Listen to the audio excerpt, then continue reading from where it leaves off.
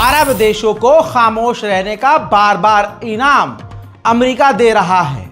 अरब देशों ने फिलिस्तीन का, गज्जा का, लेबनान का सौदा कर दिया और मुंह पर ताला लगाकर बैठ गए। उसका फायदा सीधा अब अरब को मिल रहा है। आपको पता है, अभी तक इतने बड़े हथियार, इतने खतरनाक लेवल के और इतने महंगे हथियार सऊदी अरब को नहीं बेच रहा था अमेरिका। लेकिन अब मोहम्मद बिन सलमान ने ऐसा क्या कर दिया कि ब्रेकिंग न्यूज में ये देखिए, सबसे खतरनाक मिसाइलें और हेल फायर मिसाइल, जी हां, AIM-9X block second side vendor missiles, AGM-114R3 hello fire missile और इसके अलावा मशीन गन लाखों की तादाद में सऊदी अरब को दे दिया है। Guided multiple launch rocket system GMLRS M31A1 unitary pods और इसके अलावा आर्मी टैक्टिकल मिसाइल सिस्टम यानी ATACMS M57 unitary missile UAE को दिया है। यानी अरब को और UAE को भारी भरकम हथियार, जी हां, UAE और सऊदी अरब को जो हथियार दिए हैं, लगभग $2.25 बिलियन के हथियार दे दिए हैं अमेरिका ने। मेरे दोस्तों, ये है आपका अरब, ये है आपका मोहम्मद बिन सलमान, ये है आपका दुबई, जी हाँ, जिसने सौदा किया फिलिस्तीनियों के खून का। उधर यहूदियों का चल रहा है न्यू ईयर और बैतुल मुकद्दस के आसपास समेत बैतुल मुकद्दस के अंदर यहूदियों की पहुंच बढ़ गई है।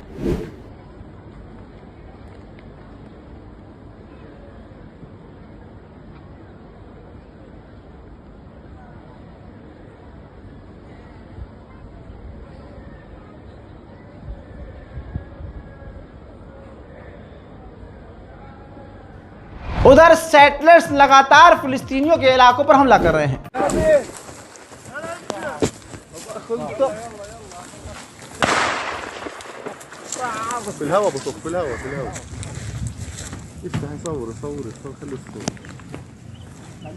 बकर बकर बोलने वाला ये तुर्की का राष्ट्रपति, अरे उर्दुगान तुम्हारा, अरे कुर्दोगलू रोज सिर्फ बोलता ही है। अब इसने बोला है इंटरनेशनल कम्युनिटी को कुछ न कुछ करना होगा, जेनोसाइड करते हुए इजराइल को 1 साल हो चुका है। पहले इससे पूछो कि तूने क्या किया। मोसाद के चीफ ने हिजबुल्लाह यानी लेबनान, हमास और हॉस्टेज, इजरायली हॉस्टेज को लेकर अमेरिका से बात की है। मोसाद का चीफ चाहता है कि सीजफायर हो और इलाके में अब जंग बंद हो जाए। पिछले 24 घंटे में 60 इजरायली सैनिक लेबनान और गाजा में बुरी तरह से घायल हुए हैं। मेरे दोस्तों, तस्वीर आपके सामने है, अपडेट है बहुत बड़ा। अमेरिकन एक्टिविस्ट हैं डॉक्टर जिल स्ट्रेन, इन्होंने कहा कि अमेरिका के विदेश मंत्री एंटोनी ब्लिंकन ने कांग्रेस और पूरे देश से झूठ बोला, नेतन्याहू को बचाने के लिए काम किया और लगातार गाजा के अंदर जो भुखमरी फैली है उसके बारे में भी ब्लिंकन ने झूठ बोला। इजराइल नॉर्थन गाजा को दोबारा से खाली करवाने वाला है। कहा जा रहा है कि इस बार नॉर्थन गाजा में फिलिस्तीनियों को वापस कई महीनों तक आने नहीं देगा इजराइल।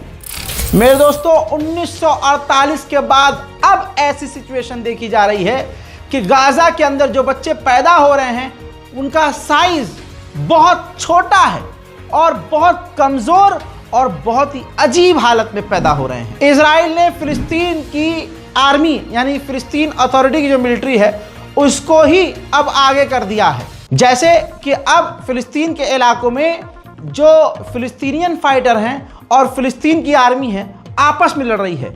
फिलिस्तीन की यानी PA की जो मिलिट्री है वो इजराइल की तरफ से फिलिस्तीनियों से ही लड़ रही है। यानी एक भाई को एक भाई से लड़वाने वाला आज भी यहूदी है।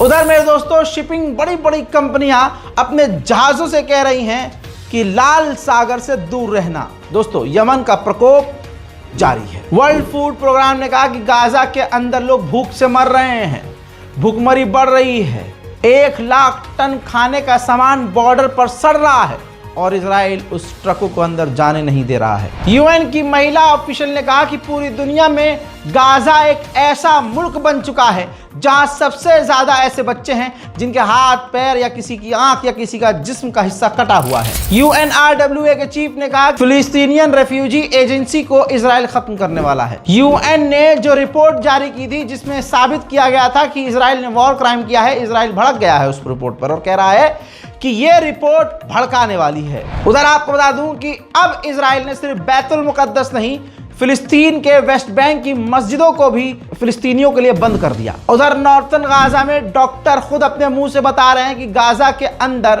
पेशेंट्स को खून की कमी हो रही है और ब्लड डोनेट करने वाला नहीं मिल रहा है क्योंकि डोनेट करने के लायक भी अब कोई नहीं है। सुनिए। توجه بنداء عاجل إلى جميع المواطنين المتواجدين في شمال قطاع غزة بالتوجه وبشكل عاجل إلى المستشفيات المختلفة، إلى المستشفى الأهلي العربي المعمداني وإلى بنك الدم المركزي للتبرع بالدم، حيث أنه كان في الأصل أن تصلنا بالأمس 1200 وحدة دم متبرع بها من الجزائر الشقيق، لكن تم إرجاعها مع السولار الذي تم إرجاعه بالأمس. هناك شح شديد في الدم، هناك حاجة ماسة للتبرع بالدم، فندعو ونرجو جميع المواطنين القادرين على الوصول إلى المستشفيات إلى التوجه إلى المستشفيات المختلفة، وعلى وجه الخصوص كما قلت مستشفى الأهلي العربي المعمداني وبنك الدم المركزي للتبرع بالدم من أجل سلامة المواطنين والمصابين.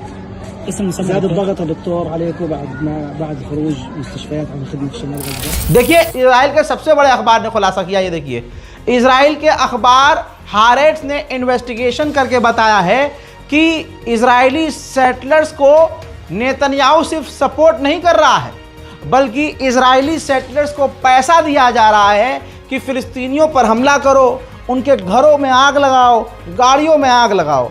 हजरात, ऐसा ही दुनिया में एक और देश है जहां हो रहा है, जहां पर दूसरे समुदाय के लोगों को हो सकता है पैसा दिया जा रहा हो, पैसा देकर मुसलमानों की मस्जिदों पर हमला करवाया जा रहा है, मुसलमानों पर हमला करवाया जा रहा है ताकि सामने से मुसलमान भड़क जाएं और वो एक गलती करें और हमें उनकी गर्दन उड़ाने का मौका मिल जाए। वो देश कौन सा देश है आप कमेंट में लिख सकते हैं। एक अमेरिकी रिटायर्ड आर्मी ऑफिसर इजराइल में रह रहा था और जो फिलिस्तीनी किसान हैं उनकी आवाज़ उठा रहा था कि उनकी ज़मीनों पर कब्जा ना किया जाए, किसानों को ना मारा जाए। इजराइल इतना भड़क गया कि उसने उस अमेरिकी रिटायर्ड फौजी को ही गिरफ्तार कर लिया और अमेरिका इस पे भी मुंह में गू रख कर बैठा है। इजराइल की बमबारी में गाजा के जबलिया के इलाके में 30 और फिलिस्तीनी मारे गए हैं। फिलिस्तीनी प्रदर्शनकारियों को जर्मनी की मिलिट्री अभी भी बुरी तरह से मार पीट कर गिरफ्तार कर रही है।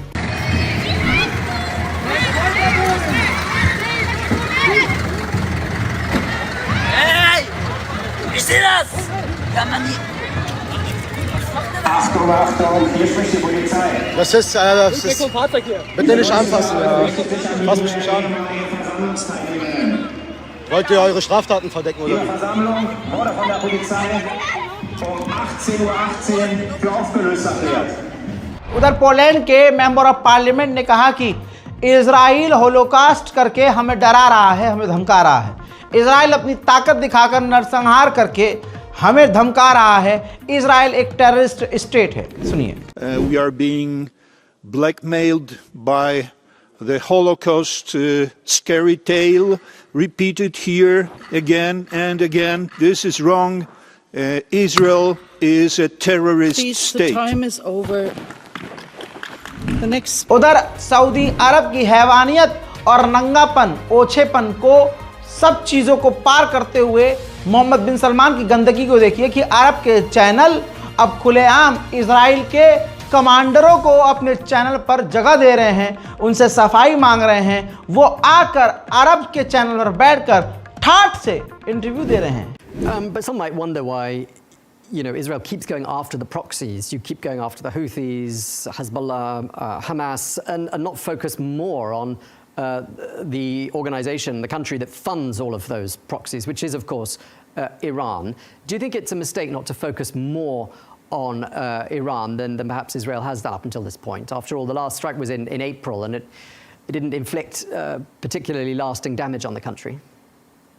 First, you have to remember, the Iran is 1,500 kilometers from here. It's easy to speak. It's not as easy to implement. It's 1,500 kilometers from here. उधर इजराइल के राष्ट्रपति ने तुर्की को सफाई दी है कि हमारी सेना का कोई प्लान नहीं है कि हम आप पर हमला करें। अब समझ में आया? एर्दोगान तो है ही नेतन्याहू का दोस्त भाई, अंदर अंदर बड़े ये इनका मामला चलता रहता है। सवाल यह है कि इस जंग से सबसे ज्यादा फायदा किसको हो रहा है? अमेरिकी कंपनियों को। अमेरिका की जो गवर्नमेंट है वो कई सारे बड़े बड़े हथियार बनाने वाली कंपनियों से हथियार खरीद रही है। यूक्रेन को दे रही है, इजराइल को दे रही है, यूक्रेन को दे रही है, ऐसे इजराइल को। इसकी वजह से इतिहास में सबसे ज्यादा फायदा अमेरिकी हथियार बनाने वाली कंपनियों को हो चुका है। इस रिपोर्ट को शेयर कीजिए, दुआओं में याद रखिए। जय हिंद।